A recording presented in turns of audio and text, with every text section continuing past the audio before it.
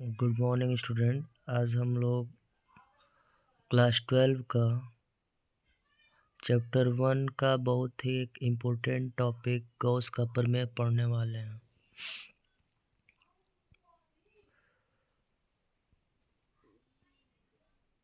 इसका हम लोग डेरिवेशन भी यहाँ सीखेंगे और ये लगभग 5 नंबर में पूछा जाता है ये क्वेश्चन। इसका डेरिवेशन हम देख रहे हैं कि कैसे होगा।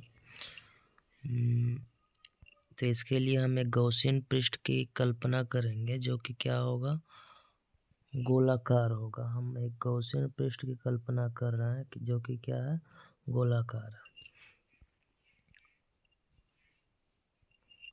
इसके सेंटर में हम क्या मान लेंगे कि इसके केंद्र में एक प्लस क्यू आवेश रखा गया है।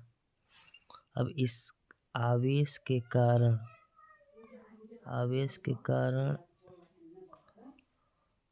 जो वैद्युत बल रेखाएं होंगी वो बाहर की तरफ होंगी, लंबवत होंगी। इस गॉसियन पृष्ठ से बाहर की तरफ क्या निकलेंगी, वैद्युत बल रेखाएं निकलेंगी। हम मान ले रहे हैं कि इस गॉसियन पृष्ठ का एक छोटा सा अल्पांश जिसका क्षेत्रफल क्या होगा, ds। तो ये अगर क्षेत्रफल को हम वेक्टर में विभाजित करें तो क्षेत्रफल वेक्टर और यहाँ वैद्युत वेक्टर दोनों क्या होंगे, एक ही दिशा में होंगे, इसलिए इनके बीच का जो कोण होगा वह क्या होगा, 0 होगा। ठीक है, इसके हम प्रूफ पे आते हैं। तो यदि हम प्रूफ करें इसका, तो ये जो हम अल्फांश लिए हैं ये यहाँ एक पॉइंट मान ले रहा है P। तो बिंदु P पर वैद्युत क्षेत्र की तीव्रता, जो कि बिंदु P पर इस Q आवेश के कारण जो वैद्युत क्षेत्र की तीव्रता होगी वह होगी = 1/4 पाई एप्सिलॉन नॉट Q/r²। इसको हम क्या मान ले रहे हैं, इक्वेशन 1।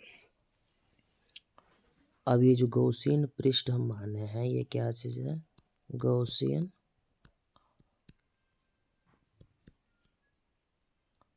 पृष्ठ। तो हम जो गॉसियन पृष्ठ माने हैं और इसका एक छोटा सा अल्पांश लिए हैं जिसका क्षेत्रफल को हम ds माने हैं, इसका क्षेत्रफल का जो वेक्टर होगा वह ds होगा। तो ये जो अल्पांश है इसका, इस अल्पांश से होकर गुजरने वाली जो वैद्युत फ्लक्स की माप होगी इनकी phi equal to closed integration A ds और cos थीटा के इक्वल होगा, क्योंकि इनके बीच का ds क्षेत्रफल वेक्टर और वैद्युत वेक्टर के बीच का एंगल थीटा क्या चीज़ है, थीटा यहाँ पे क्या होगा, 0 होगा। थीटा यहाँ पे हम क्या मानेंगे, 0 मानेंगे। तो थीटा इक्वल टू 0। यहाँ से क्लोज इंटीग्रेशन A ds और cos 0 और close integration A ds। cos 0 की वैल्यू क्या होता है, तो 1। हम दूसरे पेज पे आते हैं।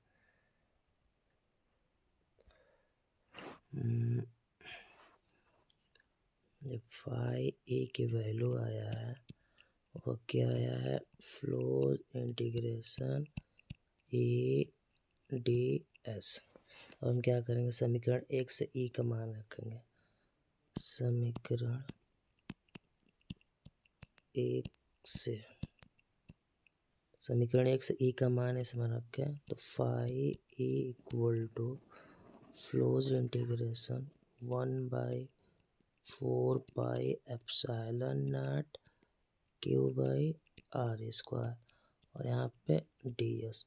तो ये जो ई है इनकी 1/4 pi epsilon naught Q by R square, या फ्लोज इंटीग्रेशन से बाहर आ जाएगा तो 1/4 pi epsilon naught Q by R square, ये फ्लोज इंटीग्रेशन से बाहर आ जाएगा और ये D S 1/4 pi epsilon naught Q by R square. अब यहाँ पे हम देख सकते हैं जो ये फ्लोज इंटीग्रेशन डी एस है इसका मान क्या होगा, डी एस इक्वल टू गोले का संपूर्ण पृष्ठ। गोले का संपूर्ण पृष्ठ क्या होता है, 4 पाई आर स्क्वायर। क्या होगा, 4 पाई आर स्क्वायर। तो हम यहाँ पे क्या करेंगे, फ्लोज इंटीग्रेशन डी एस की जो वैल्यू है यहाँ पे हम क्या रखेंगे, 4 पाई आर स्क्वायर। 4 पाई से 4 पाई कैंसिल, यहाँ आर स्क्वायर से आर स्क्वायर कैंसिल, तो हमारा जो होगा ये फाई इक्वल टू ऊपर क्या बचा क्यू और नीचे एप्सिलॉन नॉट। ये गॉस का प्रमेय है, यही क्या है, गॉस का प्रमेय, ये प्रूव्ड हो गया।